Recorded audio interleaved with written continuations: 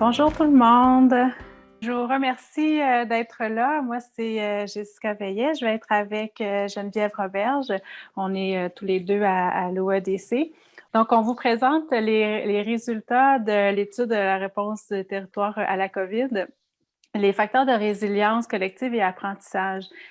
On a fait une étude depuis quelques mois. On avait mis l'accent surtout sur la réponse à la COVID, la réponse intersectorielle. Aujourd'hui, on va s'intéresser plus aux facteurs de résilience collective. On les a captés, synthétisés et aujourd'hui, c'est de ça qu'on va vous parler. Il va y avoir des périodes d'échange aussi plus en détail. Alors, je dois dire que le projet donc, est porté par l'Observatoire estrien du développement des communautés et avec le financement d'ICIUS, la Fondation Lucie André Chagnon, la table des MRC de l'Estrie et Centraide Estrie. On va faire un petit déroulement et mise en contexte. Quelques mots sur la résilience collective, parce que c'est de ça qu'on va parler plus aujourd'hui. On va prendre un temps sur les actions leviers qui ont été remarquées par les participants et qui sont vraiment significatives, qui ont eu des impacts importants dans la réponse à la crise par type d'acteurs et d'actrices. On va parler des initiatives qui ont été mises en place, des enjeux et vraiment surtout des solutions par rapport aux facteurs de résilience collective qu'on va regarder. Il va y avoir plusieurs moments d'échange pour que vous puissiez vraiment avoir une réflexion individuelle dans le cadre de votre travail, dans vos organisations, les regroupements, et qu'on puisse partager ensemble les enjeux, les solutions. Les objectifs aujourd'hui, c'est de pouvoir présenter des pistes d'action qui ont été proposées par les participants au courant de l'étude en lien avec le rétablissement. Donc, on se projette vraiment, on fait une vision plus macro et on veut lancer la réflexion pour encourager l'action collective. C'est vraiment dans les objectifs cet après-midi. Puis, il y avait un intérêt aussi d'inspirer puis donner de l'espoir pour se dégager un petit peu là, de tous les défis qu'on vit présentement, d'aller dans quelque chose de positif et de se donner de l'air. Voilà. Petite introduction et mise en contexte. Pour ceux qui ne connaissent pas l'étude de cas, donc l'objectif, ça a été de dresser un portrait de la réponse à la COVID dans les 7 territoires de MRC et aussi à l'échelle de la région de l'Estrie. Puis en même temps, on voulait documenter les facteurs de résilience collective. Donc, en avril, l'Observatoire s'est dit qu'est-ce qu'on peut faire et rapidement, c'était important d'aller collecter comment que les groupes se sont organisés, les bons coups pour pouvoir apprendre et tirer là, des leçons de ce qui se passe. Alors, pour ce faire, on a fait 70 entrevues individuelles avec des acteurs du niveau intersectoriel, donc des gens du municipal, du secteur communautaire, des écoles, développement économique, la culture, l'environnement. Donc, il y en avait au niveau des 7 territoires de MRC. On a fait des portraits territoriaux d'une vingtaine de pages chacun qu'on a remis aux participants et on les a invités, eux, à distribuer à l'échelle de leurs partenaires. On a eu des groupes de discussion pour venir bonifier ces portraits-là. Et on en a fait aussi un à l'échelle régionale. Puis il y a eu un atelier de croisement de savoir avec 80 participants environ là, pour croiser les savoirs à l'échelle de l'ensemble de l'Estrie. Et ce portrait-là va être disponible là, dans les prochaines semaines. Là. Il est presque terminé. Il y a donc différents volets. On a fait de la collecte d'informations cet été. Ensuite, donc au volet 2, on a fait les portraits. Maintenant, on va commencer pour documenter les initiatives là, qui sont les plus, qu'on peut dire, les plus pérennes ou significatives ou inspirantes pour les milieux. Ça va se faire dans les prochains mois pour finir avec un recueil des bonnes pratiques. Parce que dans le cadre de l'étude présentement, on est allé capter beaucoup d'informations succinctes. Là, on va aller plus détailler, comme par exemple les cellules de crise, qu'est-ce qui a permis que ça s'organise rapidement, facilement, comment ça s'est passé, quel impact que ça a eu, puis comment faciliter que ça puisse être réactivable dans les milieux. Comment, par exemple, aussi qu'on est allé collecter les besoins de la population. Donc, on va aller détailler les bonnes pratiques en temps de crise pour faire un recueil. Et là, dans le volet 4, c'est là qu'on est présentement, on est dans le transfert de connaissances. Ça va se poursuivre jusqu'à la fin, au printemps, l'été prochain. Alors, la résilience collective, c'est ça qu'on parle. C'est la capacité d'une communauté de continuer à vivre, fonctionner, se développer et même s'épanouir après un traumatisme et une catastrophe. Donc, il faut voir ça dans un mouvement de la communauté. Pour une définition un petit peu plus précise ou scientifique, les membres d'une communauté résiliente ils vont développer intentionnellement, donc si vous êtes là aujourd'hui, vous êtes dans cette intention-là, de développer des capacités individuelles et collectives pour répondre aux changements dans lesquels on est présentement, soutenir la communauté et développer des nouvelles trajectoires pour assurer l'avenir et la prospérité de la communauté. Donc, on est là aussi pour ça, pour penser aussi au rétablissement. Les facteurs de résilience collective selon la littérature, alors il y en a, vous voyez, il y en a plusieurs. Aujourd'hui, on va s'attarder aux 4 premiers sur lesquels on va mettre l'accent. Donc, le réseautage, la collaboration, la coopération et l'action collective, c'est un facteur important. Alors, tous ces facteurs-là, c'est que quand on les a dans un milieu, ça nous permet d'être résilients collectivement. Donc, c'est pour ça qu'on va s'y intéresser. Le leadership et le pouvoir d'agir de la communauté, la sensibilisation, communication et apprentissage, puis l'équité et l'inclusion. Les autres que vous voyez, ils sont aussi importants. C'est juste que là, on va y aller une bouchée à la fois et on va en parler dans les prochains webinaires. Là, présentement, on va s'attarder sur ces 4-là. Pourquoi ça nous intéresse, la résilience collective?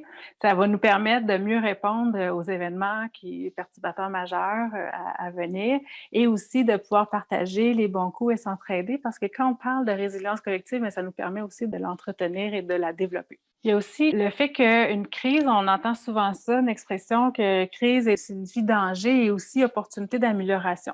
Alors, tout ce que je vous présente aujourd'hui, c'est des choses qui ont été mentionnées par les participants là, dans les derniers mois, soit les entretiens individuels, les groupes de discussion ou l'atelier de croisement des savoirs. Alors, ça vient tout des gens de l'Estrie, ce que je vous dis là. Alors, il y a une occasion pour reconstruire en mieux puis améliorer la résilience des systèmes. Quand on parle de système, c'est que chaque sous-groupe est important dans la collectivité. Il faut qu'une organisation, un organisme, il soit résilient si on veut que la communauté le soit. Donc, c'est de penser à l'ensemble de ces systèmes-là et comment améliorer cette résilience-là, mais aussi en améliorant les choses qu'on pourrait améliorer. Ça a été mentionné qu'on pourrait intégrer dès maintenant des actions qui sont en lien avec le rétablissement pour déjà prévenir les impacts que la COVID a quand on pense entre autres à l'isolement, puis la santé mentale et l'épuisement. Donc, de tout de suite commencer à penser au rétablissement, ça fait partie de la résilience. On peut regarder ce qu'on veut, on dit la technique des 3C. Qu'est-ce qu'on veut conserver, qu'est-ce qu'on veut créer, donc amener de nouveau et qu'est-ce qu'on veut cesser pour quand on pense aux opportunités d'amélioration, soit dans nos organisations, dans notre travail collectif avec les regroupements. Si on pense aussi qu'il va sûrement y avoir d'autres crises climatiques, par exemple, bien, si on apprend et on tire des apprentissages et qu'on les intègre dans les nouvelles pratiques, bien, on va être encore plus adapté là, pour répondre à ce qui pourrait s'en venir. Et il y a aussi un élément intéressant, je trouvais, qui était apporté, c'est qu'en pensant au rétablissement, mais on se donne aussi de l'espoir. Alors, c'est ça qu'on aurait envie de partager aujourd'hui. Pour commencer, juste un petit tour d'horizon sur ce qui est mentionné dans les portraits, dans le portrait régional, entre autres, là, rapidement sur les initiatives qui ont été mises en place pour se concerter et agir ensemble. Bon, il y a eu plusieurs cellules de crise intersectorielles, puis ça permettait d'avoir une analyse puis de pouvoir répondre collectivement aux enjeux là, qui se présentaient. Il y a eu rapidement une mobilisation, une activation des réseaux. Le fait que les gens se connaissaient, ça a pu être assez rapide pour s'organiser puis trouver des solutions. Il y a eu beaucoup d'entraide, de formation entre les regroupements pour, par exemple, sur l'écoute active. Les organismes ont offert une formation sur l'écoute active parce qu'on ressentait qu'il y avait des gens qu'il y avait beaucoup de gens qui avaient des besoins. Des cours sur les réseaux sociaux, sur l'utilisation de Zoom, la gestion des ressources humaines en temps de crise. Donc, il y a eu de l'entraide à ce niveau-là. Beaucoup de ressources professionnelles qui ont été partagées, des banques de bénévoles, des sondages qui ont été faits de façon collective pour aller connaître c'est quoi les besoins des organismes pour mieux les outiller, puis aussi partager l'état de l'offre des services parce que les citoyens le demandaient beaucoup. Il y a eu beaucoup de collaboration avec les regroupements à l'échelle provinciale, puis aussi avec les paliers gouvernementaux supérieurs. Ça a été des occasions aussi de créer des contacts qui n'étaient pas encore là. Et grosso modo, il y a eu beaucoup plus d'intersectorialité grâce à la crise. Ça permettait d'avoir plusieurs points de vue sur les problématiques et les solutions. Un petit exemple un peu plus précis là, de partage de ressources qui a été fait. Par exemple, les bénévoles de la bibliothèque Françoise Maurice ont fait beaucoup d'appels amicaux. Il y a eu des enseignants qui étaient en congé là, au mois de mars qui ont offert de l'aide au centre d'action bénévole. Le CIUS a offert des ressources humaines supplémentaires aux organismes partenaires. Il y a eu des organismes qui avaient plus de temps, sont allés offrir de l'aide aux autres qui étaient en grande demande. Il y a eu aussi la présence des mascottes de pompiers de la MRC des Sources qui est allée offrir des moments sympathiques aux gens des aînés des résidences. Fait que là, ça, c'était des exemples. Là, il y en a eu plusieurs actions plus que ça. C'était juste une petite mise en contexte.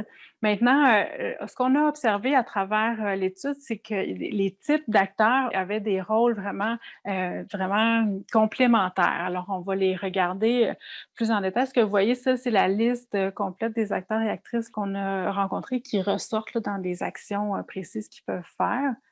Alors, on va y aller un à la fois, puis après, on aura une activité là, interactive pour voir vos commentaires là-dessus. Alors, c'est pas mutuellement exclusif, là, ce que je vais vous présenter, puis c'est juste pour voir comment il peut y avoir une entraide à plusieurs paliers selon les types de missions des organismes. Si on commence par le CIUS, bien, le rôle des organisateurs et organisatrices communautaires a été super important, a été mentionné à plusieurs reprises. C'est des agents de maillage là, qui ont beaucoup aidé aux cellules de crise, soit pour le démarrage ou pour l'alimentation, puis pour faire le lien entre différentes cellules de crise aussi. Beaucoup de partage d'informations pour connaître les populations vulnérables et leurs besoins, de faire le lien entre la santé publique et le milieu. Et plus au niveau de l'organisation d'ICIUS, il y avait aussi une cellule de crise en lien avec l'Organisation régionale de la sécurité civile et des représentants du milieu, les organismes communautaires. Les prises de parole du docteur Alain Poirier ont aidé beaucoup à une meilleure compréhension de la situation par les citoyens, par les organismes. Il travaille présentement sur un plan de rétablissement, que vous avez peut-être entendu parler. Il y a leadership pour avoir aussi une meilleure communication avec les partenaires sur le terrain. Ensuite, les CDC, ça a été beaucoup des rôles pivots. Eux ont travaillé beaucoup à développer des outils pour faciliter la compréhension de l'information, l'arrivée massive d'informations. Donc, l'analyse, la synthèse sur les consignes, les programmes offerts, l'état des services, c'était très aidant parce que les organismes étaient débordés par des demandes d'aide et aussi par des demandes d'informations qui n'arrivaient pas à répondre. Ils ont participé à l'organisation de campagnes de financement, puis ils ont facilité aussi qu'il y ait des liens intersectoriels, donc que ça ne reste pas juste avec les organismes, mais de faire des liens aussi avec les municipalités, avec la santé. Entre autres. Les organismes communautaires, eux, évidemment, ils étaient au front. Ils ont dû s'adapter déjà au niveau organisationnel pour continuer de rejoindre les membres, adapter leurs services, puis aller rejoindre aussi les nouvelles personnes qui pourraient avoir des besoins. Donc, il y avait un travail immense à ce niveau-là et il y a eu d'innombrables actions qui ont été posées sur le terrain directement pour aller répondre aux besoins. Alors, on dit les organismes de première ligne. Les tables de concertation ont été très utiles et utilisées pour un partage d'informations, pour connaître les communautés, les besoins, les types de population. Alors, c'était des leviers à ce niveau-là. Et il était capable de s'organiser pour mettre des actions en place à quelques endroits parce que des fois, un organisme autour de la table disait, bien, nous, on a un budget et selon la discussion, selon les besoins qui ressortaient, les besoins collectifs, bien, il y avait des organismes qui étaient capables d'offrir le budget pour mettre des actions de la table. Les municipalités, les MRC, on est à une autre échelle, ont offert ce qui était apprécié là, par les participants de l'étude, ce qui était nommé, c'est offert le soutien financier d'urgence qui a été dégagé pour les organismes, parfois aussi pour les citoyens.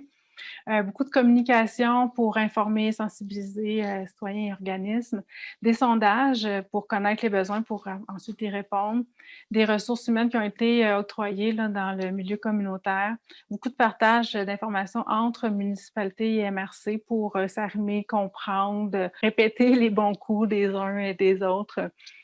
Soutien aussi pour organiser le bénévolat, parce qu'à un moment donné, quand le job bénévole a été mis de l'avant, il y a eu un afflux massif de bénévolat, puis ça a été une grande gestion pour les organismes. Certaines municipalités ont aidé à ce niveau-là, et le prêt de locaux quand on pouvait faire du présentiel. Les bailleurs de fonds ont un rôle important aussi.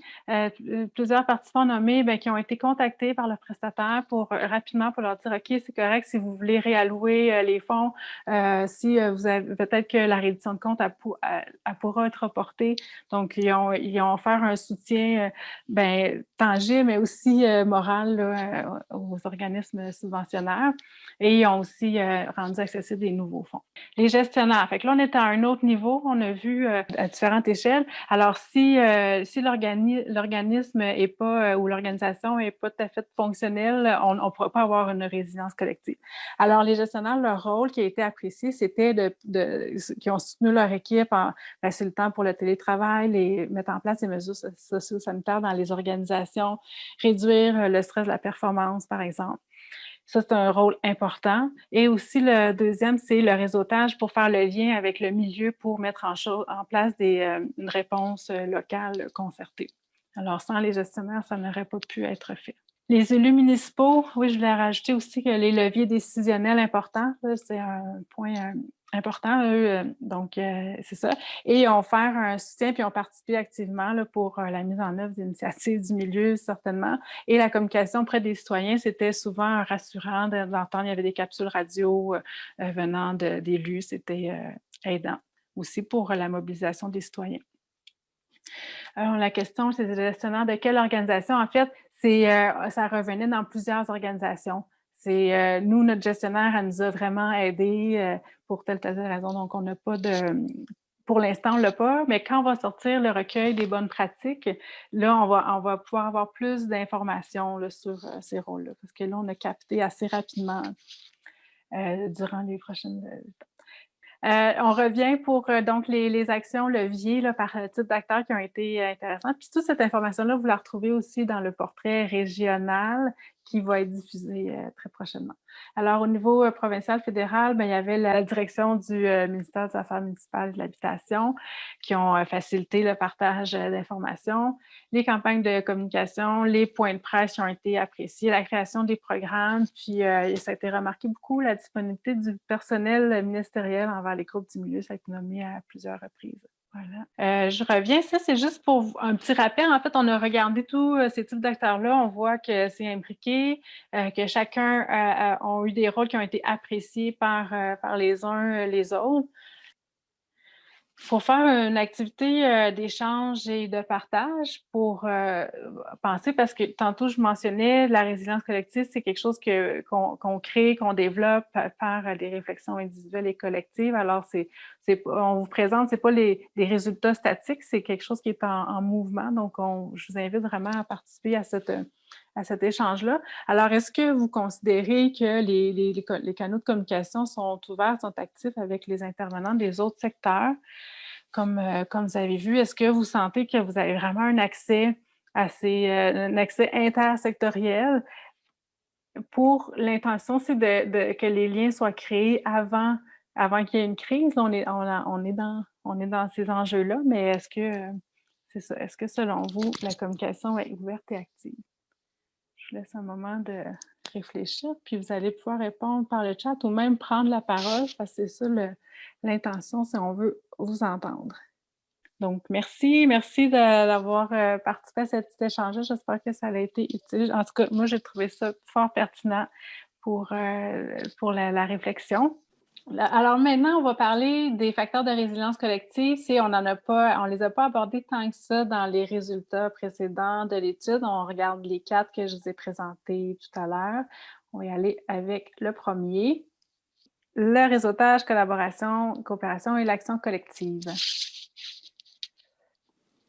Alors, qu'est-ce que c'est? Petite définition, c'est quelque chose qui est dynamique, c'est émergent, puis ça a plusieurs étapes. Quand on parle de coordination, c'est qu'on se dit qui fait quoi.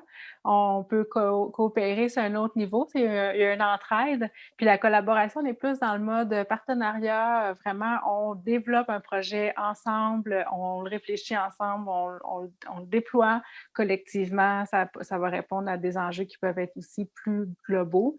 C'est de ça qu'on parle. Lorsque les personnes qui sont autour de la table, ils sont diversifiés et autonomes, évidemment, chacun est autonome, bien, on va avoir des impacts plus directs et efficaces sur la communauté.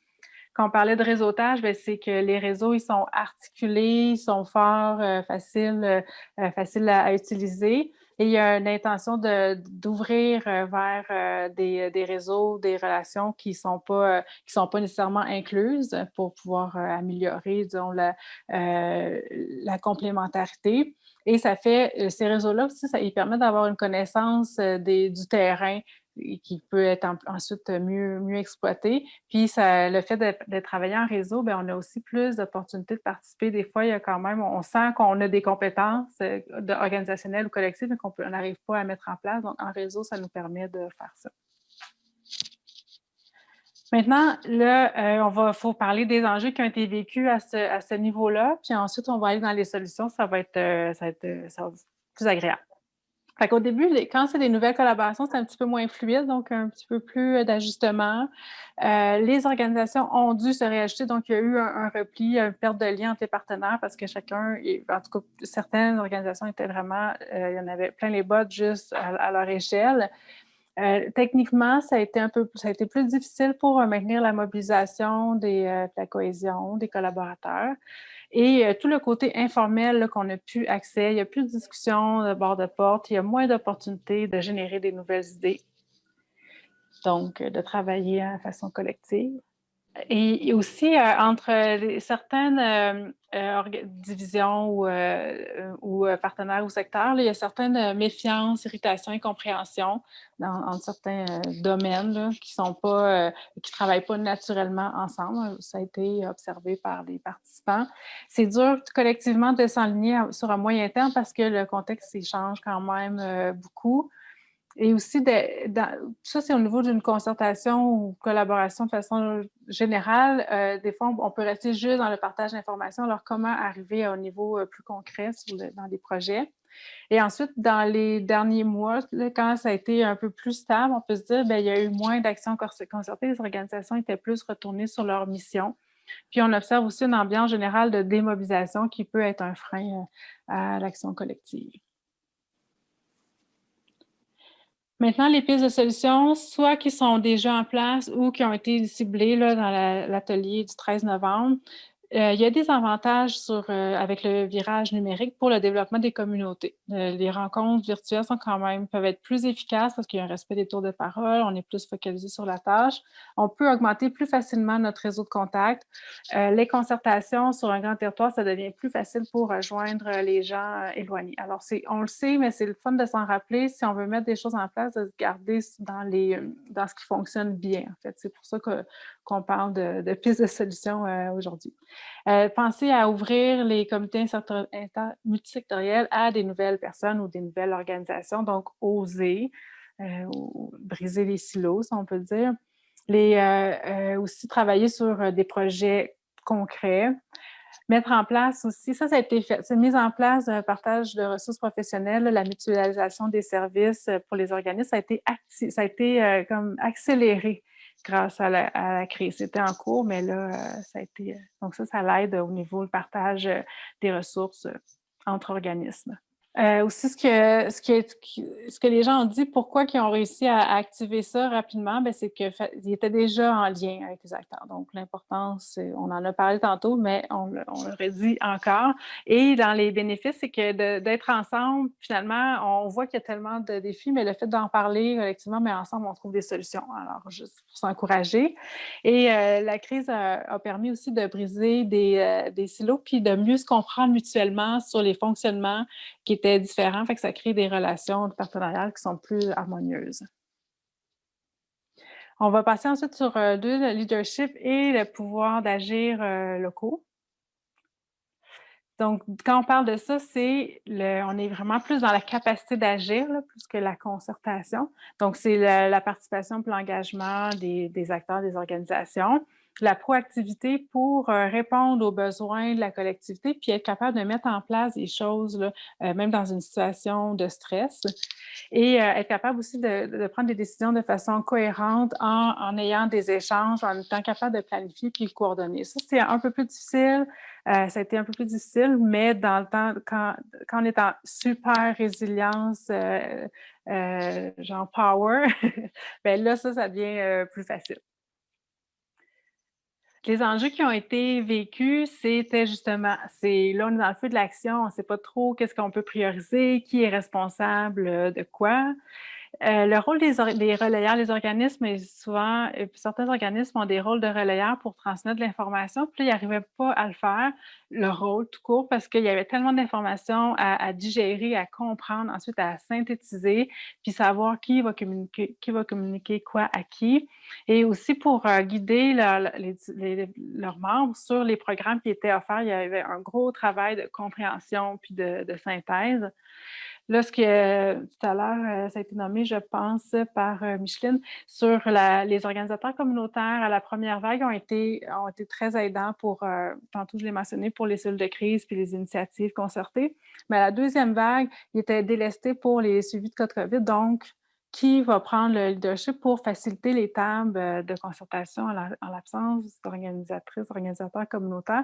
Là, dans ce cas-ci, c'est une crise socio-sanitaire. Mais si c'est une crise climatique, puis il y a un rôle pivot d'une certaine organisation qui a besoin, qui a un rôle important, mais qui est délesté en réponse à la crise, mais est-ce qu'on peut prévoir déjà des ressources en soutien pour surtout faciliter les tables de concertation? Voilà. Dans les enjeux aussi au niveau de l'activation locale, il y a des secteurs qui ont eu peu de cas de COVID, peu de cas de COVID, donc la mobilisation des citoyens était un peu plus lente. Puis même des endroits où est-ce que la cellule de crise, les gens ne voyaient pas l'urgence de créer une cellule de crise. Il y a des lieux de concertation qui sont moins informés, qui ont moins de ressources, qui sont peut-être moins réseautés, mais qui pourraient être utiles à la réponse. Alors, est-ce qu'on va les chercher? Puis, il y en a qui ont observé un certain clivage dans le milieu communautaire, puis que ça pourrait avoir un impact sur les communautés. Il y a des groupes communautaires qui ont été super agiles, d'autres en repli à l'échelle de leur organisation, puis il y a eu même des fermetures. Alors, comment bien réagir avec ça? Et on appréhende l'épuisement collectif là, à plusieurs égards. Donc, un épuisement collectif peut pas, si une organisation n'est pas, elle est pas fonctionnelle, il n'y aura pas de soutien à la communauté, c'est sûr. Dans les pistes de solutions, ça on aime ça. Il y a eu, par exemple, la MRC de Memphremagog, eux, ils étaient déjà, la crise a permis d'activer plus rapidement ou plus concrètement un réseau de contacts multisectoriels. C'était déjà quelque chose qui parlait, mais là, ça l'a confirmé qu'il fallait le faire maintenant. Il y a eu une intensification des rencontres parce que les gens avaient besoin de se voir plus souvent, par exemple, pour la table des partenaires. Donc, rapidement, je pense, 2 rencontres par semaine et tout le monde était content. Donc, ils ont été capables d'activer ça. Le rôle des municipalités s'est précisé dans le développement social. C'est quelque chose qui était moins présent, ou en tout cas moins clair, là. Je ne vais pas dire qu'il n'était pas dans ce milieu-là, mais dans ce domaine-là. Mais par exemple, à Danville, ils ont offert des livraisons, des livraisons de repas dans une résidence et des appels aux aînés qui étaient faits des fois par les élus de certaines municipalités. Puis il y a eu à Saint-Camille, qui a eu l'organisation de rencontres là, qui a créé la cellule de crise, si on veut, ça a été fait par le maire de la municipalité. Plus d'infos sur la MRC de Memphremagog, ben c'est ça, c'est toutes des choses qu'on va pouvoir détailler dans le recueil des bonnes pratiques parce qu'on n'en sait pas beaucoup. Moi, ce que je sais, c'est que déjà, il parlait de faire des rencontres, d'avoir un groupe de travail où il y a peut-être des gens de la MRC de Memphremagog qui pourraient répondre, juste à lever la main. Mais moi, ce que j'ai vu, c'est qu'il y avait déjà une intention de réseauter le développement économique communautaire, populationnel. Mais il y avait déjà ça qui était en place, puis ils l'ont confirmé avec la crise. On dit, OK, il faut vraiment qu'on s'organise là, pour se parler. On a aussi Kevin qui réagit. C'est vrai on s'est mis dans un mode sprint, mais finalement, c'est plus un marathon. Fait qu'on veut doser les énergies dans les différents projets. Puis je pensais à ça quand je préparais le PowerPoint. Je me disais que j'ai essayé parce qu'il y a plusieurs choses, il y a plusieurs enjeux, puis il y a plusieurs solutions. Fait que j'ai essayé de le regrouper sous 4 grands thèmes qui pourraient, j'espère, vous aider à aller chercher des solutions simples qui ne sont pas activées. Ceux qui sont activés, ben on continue comme ça. Mais si ça peut vous inspirer dans la simplicité, la légèreté, c'est ça qu'on veut. Oui, c'est ça. Dans les pistes de solutions, c'est des choses qui ont été mentionnées. Il y a eu plusieurs projets là, grâce au travail, à la capacité d'agir, entre autres avec le comité Action Entraide communautaire, beaucoup de choses qui ont été faites là, pour partager l'information en plusieurs langues, par exemple, pour mettre en place une installation sanitaire pour les gens en situation d'itinérance, par exemple, plusieurs choses. La Merci du granit, intéressant, un groupe de discussion pour les leaders pour qu'ils puissent ventiler, parce que ceux qui sont au front, qu'on s'attend tout le temps à ce qu'ils soient disponibles, prêts, accessibles, puis que leur énergie soit tout le temps à 10 sur 10. Alors, eux se sont fait des groupes de discussion pour ventiler, pour prendre soin d'eux-mêmes. Ça peut être un petit truc facile qui peut être mis en place. Et d'avoir des discussions là, intersectorielles, ça leur a permis de savoir que les entrepreneurs étaient hyper stressés avec la réouverture. Ça, on parle là, de juin passé. Alors, ça leur a permis de pouvoir les soutenir. Donc, d'avoir accès à l'information, mais on peut entendre des choses qu'on n'aurait pas entendues autrement. Bon, des choses qui ont été faites grâce à le pouvoir d'action, c'est la mise en place de la plateforme d'achat local. Les prêts locaux, là, ça a été mentionné tout à l'heure. Voilà. D'autres solutions qui étaient suggérées, en fait, miser sur le positif, redonner de l'espoir, utiliser l'art ou l'humour, utiliser des choses qui nous font du bien là, pour continuer de passer à travers tout ça. Aller avec outiller les intervenants de proximité avec l'approche positive de bienveillance, assurer la capacité de penser aux organismes, ceux qui sont vraiment proches des personnes vulnérables, est-ce qu'ils sont est-ce qu'ils ont toutes les ressources, puis la capacité, puis l'espace là, pour le faire. Puis aussi de respecter le rythme des organisations dans l'intersectoriel, là, de se rappeler qu'on n'a pas tous les mêmes capacités. Voilà, tout ça, c'est dans la bienveillance. Dans les choses qui ont été observées grâce à la crise, on peut dire, il y a eu plusieurs apprentissages. Le fait qu'il y a eu aux tables de concertation, il y a eu des intervenants terrain. Habituellement, c'était plus juste les gestionnaires, mais en ayant du monde terrain, on avait une perspective vraiment plus d'ensemble. Les canaux de communication ont été améliorés. Il y a eu des démarches qui étaient plus intégrées à différents égards au niveau tant de la prévention, prendre soin des populations plus vulnérables, puis adapter les services aussi. Donc, ça permettait vraiment de travailler dans le macro. Et il y a même aussi dans les équipes de travail qui sont devenues plus soudées parce qu'il y avait, sûrement avec les gestionnaires qu'on parlait tout à l'heure, ils ont réussi à créer un climat de soutien puis d'entraide à l'intérieur des équipes. Ça donne donc des équipes efficaces, ça donne une organisation efficace, ça donne une communauté qui est plus solide. Alors, c'est de ça que vous allez commencer à parler. Si vous voulez continuer la discussion, est-ce que pour vous sont clairs les rôles en gestion en matière de catastrophe? Est-ce que c'est clair qui peut faire quoi? Est-ce qu'il y a encore des préoccupations qui sont ignorées, on va dire, ou pas traitées, ou qui n'ont pas été nommées? Alors, si vous voulez échanger là-dessus. On n'a pas vidé le sujet, on pourrait en discuter, mais on va en aborder quand même 2 autres. On va voir, je ne veux pas vous bousculer dans le temps, c'est qu'on va voir, je vais essayer d'être quand même plus succincte pour pouvoir laisser des échanges. On va parler de sensibilisation, communication, accès à l'information et apprentissage, qui est aussi que quand ça c'est présent, on a une belle résilience collective. Ça a été beaucoup d'enjeux qui ont été nommés, qui ont été vécus sur le terrain. Donc, la sensibilisation versus l'information, donc sensibilisation pour le changement de comportement. Plus on va mettre en valeur, quand on met en valeur les résultats puis les succès, on peut avoir une meilleure sensibilisation. Puis, quand on a un partage de connaissances, d'expertise aussi, ça facilite les réseaux à pouvoir être dans l'innovation puis la capacité d'agir. Fait que tout est dans tout, comme on dit. Alors, je vais plus vite. Donc ça a été quand même nommé beaucoup là, difficile d'avoir l'accès à l'information si on n'était pas dans une cellule de crise ou un espace de concertation.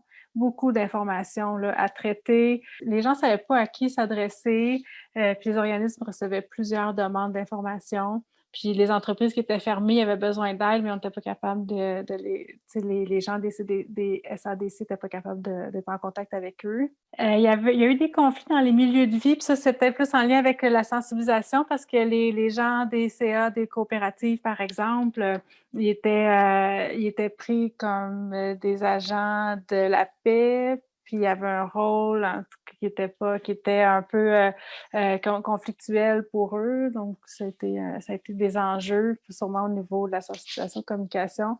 Le fait que les consignes changeaient, ça créait plus d'anxiété, puis la difficulté à se projeter, évidemment. L'information n'arrivait pas non plus parce qu'on était en télétravail, puis avec le confinement, fait qu'on ne savait pas qu'est-ce que les gens ont besoin, donc pas d'accès à l'information à ce niveau-là. Dans les solutions donc, qui ont été mises en place ou suggérées, ça, c'était des choses qui ont été suggérées, en fait, là, qu'il y ait des partages de collectes pour savoir puis déterminer qui on envoie pour éviter les doublons, comme on parlait tout à l'heure. Avoir un plan de communication pour informer la population en évitant de travailler en double. Officialiser les canaux de communication pour savoir qui initie quoi en état d'urgence et inclure plus rapidement les gens dans les cellules de crise, les acteurs qu'on pense qui pourraient être informés. S'entendre aussi pour couvrir, pour rejoindre, informer l'ensemble des milieux et des secteurs, peut-être les types de population aussi.